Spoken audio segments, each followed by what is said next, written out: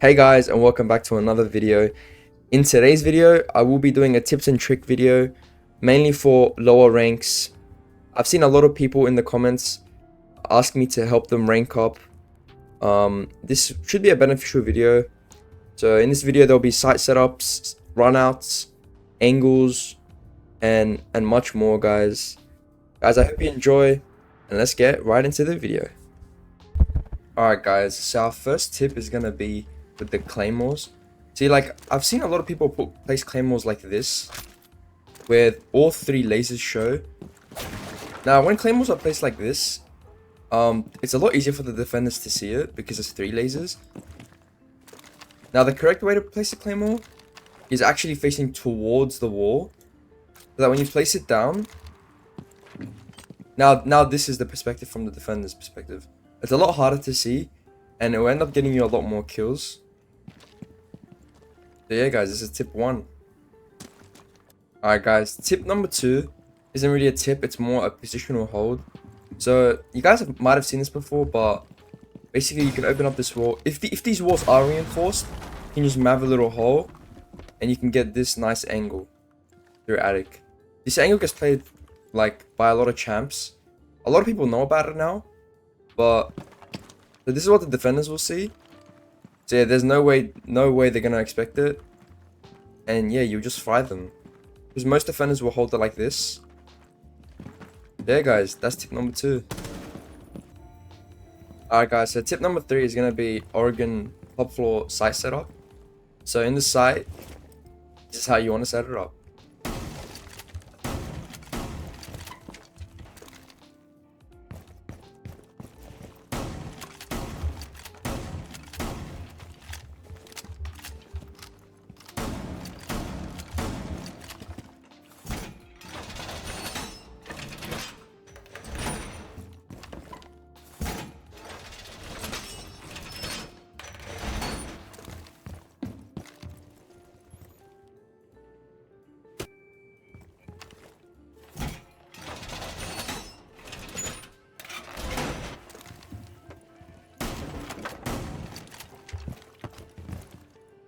So yeah guys, this is a pretty default Oregon dorm setup. Some people don't reinforce this wall, but I prefer to reinforce it. The reason being is because most attackers wallbang through this window, and sometimes you can get unlucky and be in this position and just get wallbang, which is not what you want to do. Alright guys, tip 4 of the video is these footholes. Now, footholes in Siege are very important, especially late round, because it gives you a one-way. So let's say I was holding this angle here. You see, what the attacker would see is when they hop in, they'll be holding these angles that they can actually win gunfights in. So no attacker would really hop in, and even though the first thing they see is this just like the top of the wall, so you'll be the one getting the advantage. You'll be the one seeing their feet first. What most attackers would have to do is quick crouch, and even then it gives the defender an advantage, which is why footholes are extremely strong. Alright guys, tip 5 is going to be with a Zami on Oregon Laundry. So if you guys place your Zami right around the frame of the door on this ping, my Zami was already placed, but also place one on the like top frame of this table right around ping.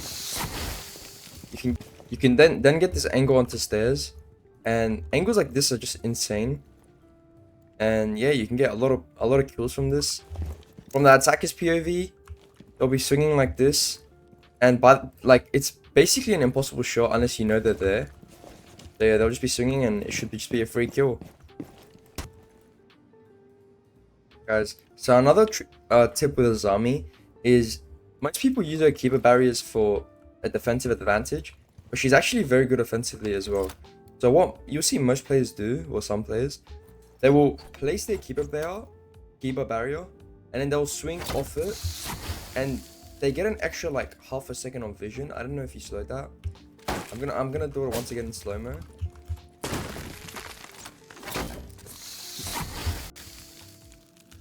Now, what this is good for is as you throw your keeper barrier and peek, get that like split second of seeing if the enemy is there, which could also mean that you could just pre-fire them if you know they're there.